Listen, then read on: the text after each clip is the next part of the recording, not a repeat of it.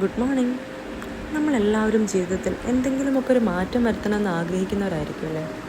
പക്ഷെ നിങ്ങൾക്കറിയാമോ, നമ്മുടെ പെരുമാറ്റത്തെ സ്വാധീനിക്കുന്നത് ഞാൻ എന്ത് ചെയ്യണം എന്ന ചിന്തയേക്കാൾ ഞാൻ ആരാണ് എന്ന ചിന്തയാണ്. ഒരു ഉദാഹരണം പറയുവാണെങ്കിൽ, രാവിലെ എഴുന്നേറ്റ് വ്യായാമം ചെയ്യുന്ന രണ്ട് വ്യക്തികളെ നോക്കാം. ഒരാൾ വ്യായാമം ചെയ്യുന്നത് തൻ്റെ ശരീരം മെലിയാൻ വേണ്ടി മാത്രം ചെയ്യുന്നൊരു കാര്യം എന്ന ചിന്തയോടെയാണ്. ഇങ്ങനെ ചിന്തിക്കുമ്പോൾ അയാൾക്കത് ചെയ്യാൻ മടിയും പ്രയാസവും ഒക്കെ ആയിരിക്കും. എന്നാൽ രണ്ടാമത്തെ വ്യക്തിയോ, അദ്ദേഹം വ്യായാമം ചെയ്യുന്നത് ഞാൻ ആരോഗ്യത്തിൽ ശ്രദ്ധിക്കുന്ന ഒരാളാണ് എന്ന വിശ്വാസത്തോടെയാണ്. ഇങ്ങനെ ചെയ്യുമ്പോൾ എന്താ സംഭവിക്കുന്നതെന്ന് അറിയാമോ? ഇത് അദ്ദേഹത്തിനൊരു മടിയുള്ള കാര്യമല്ല, മറിച്ച് അത് അദ്ദേഹത്തിൻ്റെ സ്വഭാവത്തിൻ്റെ ഭാഗമാണ്.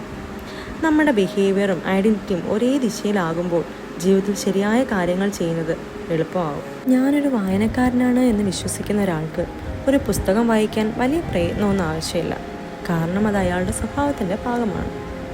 ഈ ഐഡൻറ്റിറ്റി നമുക്ക് എങ്ങനെ ഉണ്ടാക്കിയെടുക്കാം? നിങ്ങൾ ആരാകണമെന്ന് ആദ്യം തീരുമാനിക്കുക. അതായത്, ഒരു നല്ല സ്റ്റുഡൻ്റ് ആകണോ, ഒരു ആരോഗ്യമുള്ള വ്യക്തിയാകണോ, അങ്ങനെ വ്യക്തമായി തീരുമാനിക്കുക. അങ്ങനെ തീരുമാനിച്ചതുകൊണ്ട് മാത്രമായില്ല കേട്ടോ, ചെറിയ ചെറിയ കാര്യങ്ങളിലൂടെ അത് തെളിയിക്കാൻ ശ്രമിക്കുക.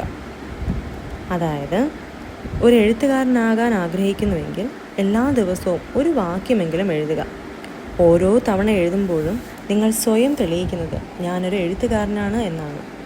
ഈ തെളിവുകൾ കൂടുമ്പോൾ നിങ്ങളുടെ ഐഡൻറ്റിറ്റിയും മാറും. അപ്പോൾ എങ്ങനെയാണ്? ഒന്ന് ചെയ്തു നോക്കുമല്ലേ? Thank you. Have a nice day.